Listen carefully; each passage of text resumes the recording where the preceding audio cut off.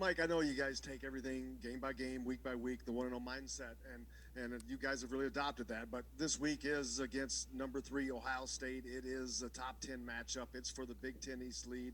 All that stuff, all that hype, it's there. How do you manage that and keep everything even keeled?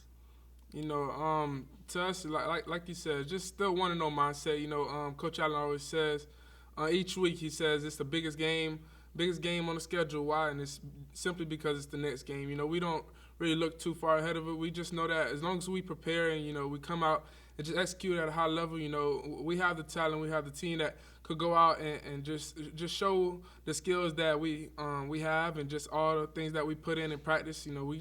We have the chance to go out and do special things each week. So that's just something we just focus on, just make sure that we continue to just play our game. All right, we got Tom Brew, and then we'll go to Olivia. Michael, with your 1-0 mindset, there's also now this year that 4-0 mindset where you've put yourself in position to do some things that Indiana has not done before.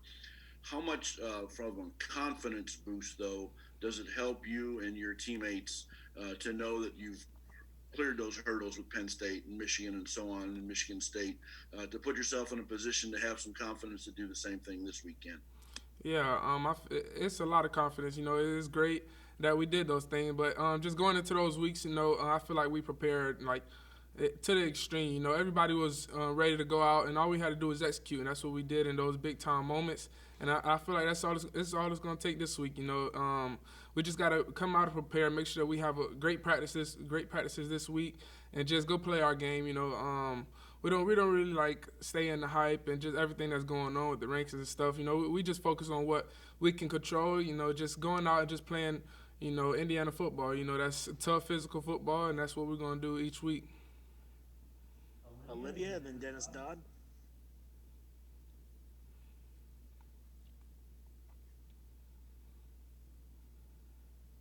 All right, go ahead, Dennis. We'll come back to Olivia. Michael, for those of us who don't know, how did you get to Indiana after Tennessee? What happened there? Yeah, well, I was committed to Tennessee. I think it was like my junior year, and that's when Coach Sheridan and Coach DeBoard was there. So I've always known Coach Sheridan, Coach DeBoard. When I first got here, both of those guys were here.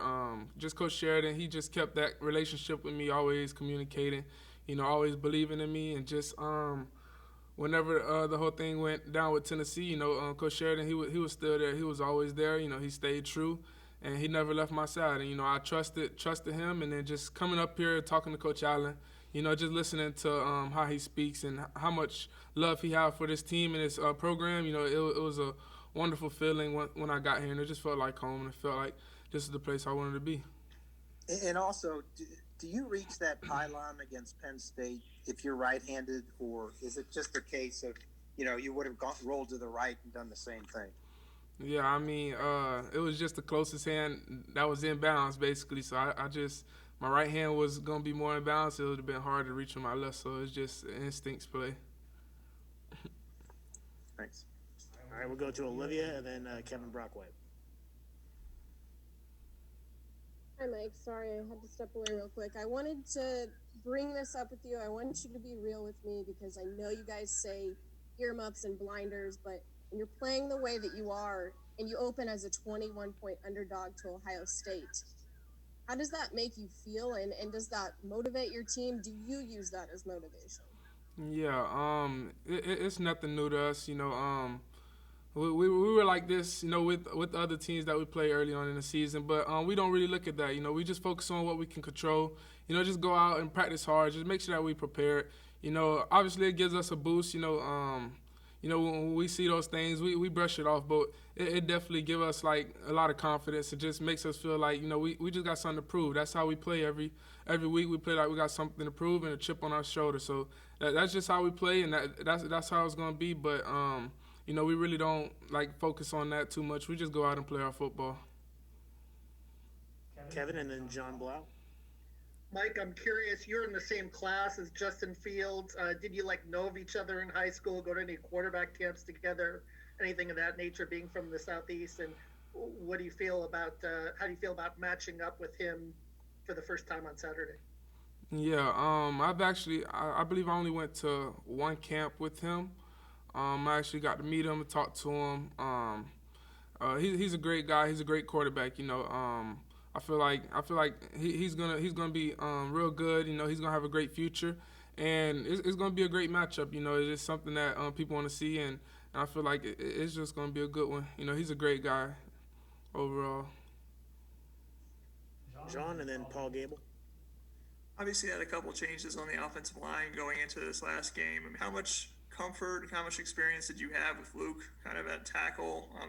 I guess what did you know about his ability as a pass protector, and how much comfort did he give you back there? And then just adding on to that, Stevie Scott, is a guy who could have played linebacker here. How much of an extra security blanket is he, just as a pass protector, as a running back?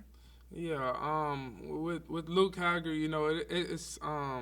it was an unfortunate situation that we didn't have Caleb, but every week we talk about just freshmen and just the young guys in general. They have to step up.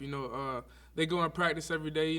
All of them work extremely hard. So it definitely gives me a lot of confidence seeing them guys work hard. Just knowing their assignments and just executing at a high level. So I didn't feel like we lost the beat at all. When Luke got in, it was no hesitation at all. Coach Sheridan, he was still going to call the same plays. We were still going to do everything the same because in practice, Luke works extremely hard, and it showed in the game. He played a great game for his first game.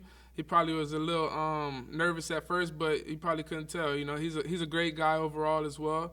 And with Stevie, just knowing that he's always going to be protecting me, pass rush, it's great. He always tells me, like, you have nothing to worry about when it comes to his side, and I trust him, and he trusts me that I'm going to get the ball out and just make big plays, and that's what we do. On the opposite side of the ball, we got to trust each other. That goes all the way from the O-linemen to the receivers, and we got to trust each other, and that's something that I feel like has made us stronger, made us even better. Just trusting each other and just having that confidence that the next man beside you is going to do what he's supposed to do and do it at a high level. Last one, Paul Gable. Hey, Mike, you've had one sack in your last close to 90 dropbacks. Looks like the ball's coming out of your hand faster. The physical tools have always been there. Can you talk a little bit about how much you've progressed mentally since last season? Yeah, with last season, just not getting to play as much as I wanted to, it just allowed me more time to have more mental reps, watching more film, being able to just understand everything more. And, it was a great experience. Obviously, it's not what I wanted, but, I took advantage of it. And, I just kept going, just kept staying confident, kept pushing, and I feel like just the way I prepare, every week, it definitely increased just based up because of what happened last year. It was just eye opening. It just showed me some things that I needed to work on. I was able to watch Peyton. He did a great job last year, and he put up a lot of great films so I can watch.